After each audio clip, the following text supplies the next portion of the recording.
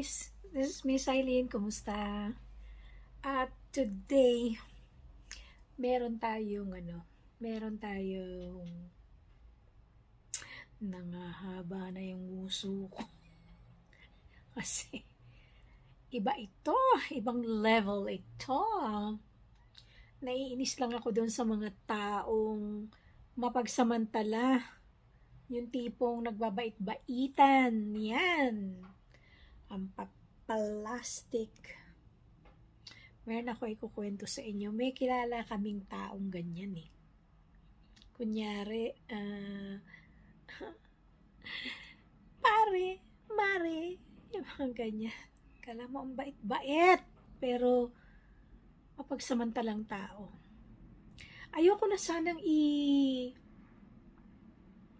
i-tackle ito, pero tagal ko nang pinag-iisipan, tuwing maaalala ko, naiinis ako. Yung tuwing maaalala ko, parang, bakit siyang gumawa ng hindi maganda, siya ang gumagawa ng hindi maganda, tapos tayo pa ang parang nahihiya para pag-usapan ito. Parang, hindi yata tama. Diba? Sige, kwentuhan ko na kayo about this. Ayoko na din namang patagalin pa. Guys, alam nyo, dyan sa Pilipinas, meron kaming lupa. Ngayon,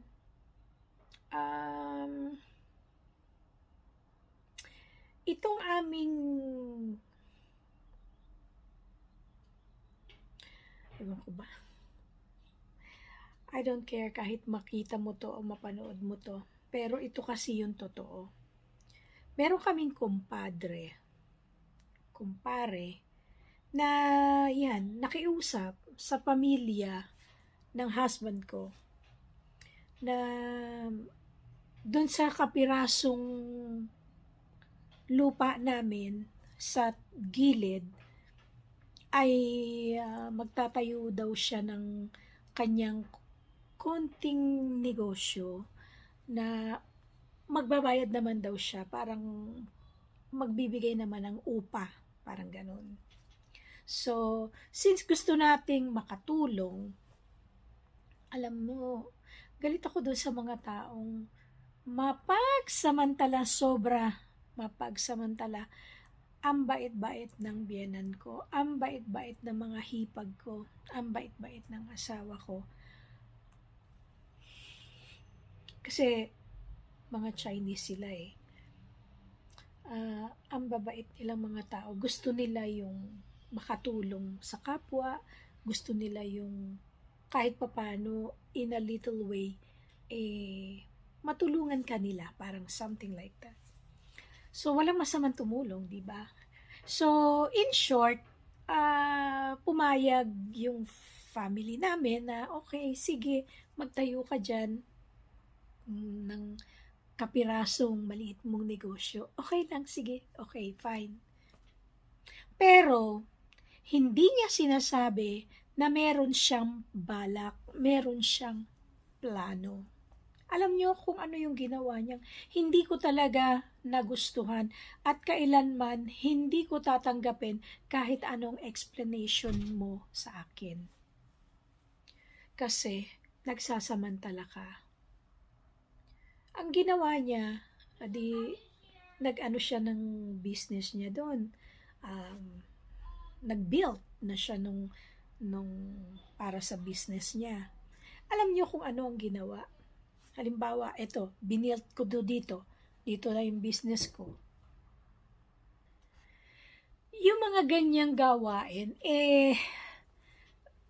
kumita na yan eh. Yung bang tipong kunyari, ginawa niya yung, nag-build siya doon ng pwesto niya. Sabihin na natin na yung negosyo niya. Okay, sige, tuloy natin yan. Pero, ang hindi ko talaga kailanman yan nagustuhan, yung nalaman ko na pinaghanap buhayan mo yung pinaghanap buhayan mo, yung lupang hindi naman sa iyo. Alam niyo anong ginawa? Nag-build siya ng mga room for rent. Parang ganun. Naggawa siya ng paupahan dun sa lupa namin. Tapos, hindi niya naman yan sinabi o inabisuhan man lang yung pamilya ko na, o teka muna, maggagawa pala ako dito ng mga ilang unit na pangparenta ko. Hindi eh. Kunyari, ang ginawa niya, magdadagdag na lang ako ng konti pa sa napag-usapan natin. Parang ganun. Kasi merong akong ginawang mga ganito, na ganyan-ganyan, na magdadagdag na lang siya. Actually, hindi nga niya sinabi yung word na yun. So, nalaman na lang namin na nagpapaupa na pala siya doon sa lupa namin. Ngayon, siya ang kumikita, siyang naghahanap buhay para doon sa aming lupain. Hindi ba isang form yan ng pagsasamantala? Nakiusap ka lang, naawa kami, magtatayo ka ng maliit para sa iyong negosyo, para kabuhayan pang pamilya mo. Pinagbigyan ka namin. Ngayon, pinagsamantalahan mo naman ang pamilya ko ng sobra-sobra. Nagtayo ka ng paupahan. Wow naman! Ang galing! Ang kapal mo! Diyos ko, akala ko, pakabait mong tao. Akala ko, ganito ka, maayos ka. Hindi, nakakakulo ka ng dugo.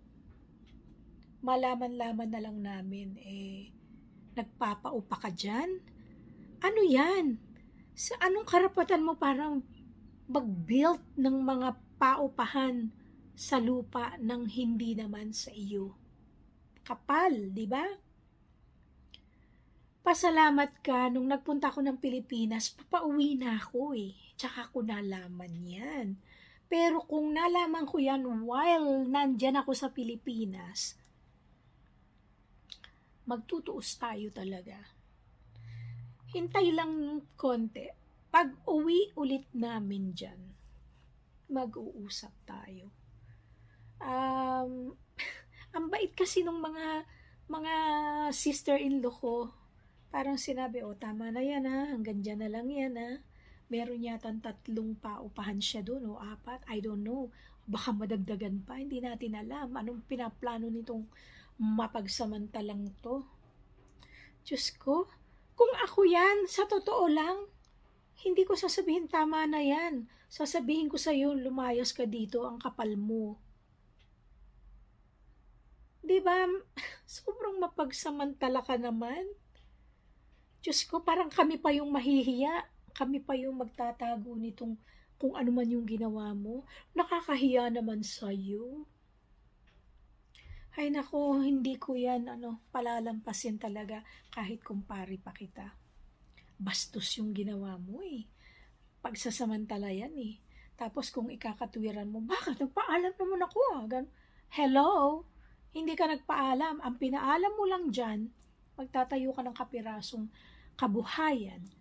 At yun yung parang, sige, kawawa naman kayo. Sige, okay lang, magtayo kayo dyan ng kabuhayan. Pero hindi para paghanap buhayan kung ano yung lupang meron kami. Kung gusto namin kumita dyan, hindi na kailangan ikaw ang gumawa niyan para sa amin. Wala naman kaming napala dyan Ikaw ang nakikinabang. Parang ginigisa mo kami sa sarili naming mantika. Ewan ko na lang kung hindi makaabot ito sa'yo. Pero, pare, ang kapal mo. Totoo, ang kapal-kapal mo talaga. Naku, I know, hindi mo magugustuhan itong binlog ko ngayon. Pero, kung iisipin mong mabuti at itatanong mo sa tuktok mo, sa isipan mo, kung tama yung pagsasamantalang ginagawa mo sa pamilya ko. Hay Diyos ko, pag sinabi ng isip mo na, hindi, tama yan, demonyo yung sumasagot sa'yo. Nakakahiya yung ginagawa mo. Hindi tama yan. Kung iba-iba nga lang yan eh, napabarangay ka na agad dyan para lumayas-layas ka na dyan. Kung ako sa'yo, pagplanuhan mo na, maghanap ng ibang lugar na magiging fair ka. Maghanap ka ng ibang mauupahan. Hindi yung sarili naming lupa gagamitin mo panghanap buhay mo. Kunyari, nagbayad ka ng konti dahil para dun sa negosyo mo. Kumikita ka na dun sa negosyo mong itinulong namin sa'yo. At pinagkikitaan mo pa yang lupa namin dahil ikaw ang nakikinabang sa upa ng mga pinauupa mo dyan sa aming lupa. Kapal! Ay naku guys, shinare ko to sa inyo kasi gusto kong ilabas ito, i-vent out ito dahil ang tagal na nito sa puso ko. Parang kami pa yung dapat manahimik, kami pa yung dapat parang, ay, kakahiya naman sa'yo. Diyos ko. Pagbalik namin dyan, mag-uusap tayo. At kung ako sa'yo, ngayon palang pagplanuhan mo ng lumipat para walang masabi ang tao sa'yo. Pero sasabihin ko sa'yo, ang kapal mo. Kapal! Okay. Ayan, nailabas ko na. Pasensya na kayo guys ha. Minsan paulit-ulit ako kasi parang ang sakit sa akin nung ganun eh, yung parang pinagsasamantalahan yung mga biyanan ko, pinagsasamantalahan yung mga hipag ko dahil ang babait nilang tao. Parang parang inuuto ba nila? Parang inuuto niya na parang nagbabait-baitan, nahihiya kunyari. Pero pinapakinabangan niya at kumikita siya ng pera dun sa lupain namin na yan. Saan ka makakita ng papayagan kitang tumira lang dito sa aking lupa, tapos magbibuild ka ng maraming paupahan na ikaw ang nakikinabang. Wow! Kapal! Okay guys, hanggang dito na lang. At hindi tayo matatapos dahil talagang iritang-irita ako dyan, ang gigigil ako. Sana mapanood mo to at mag-isip-isip ka. Umalis ka na dyan para hindi ka mapahiya pagbalik namin dyan. Okay guys, that's all for now. See you again tomorrow.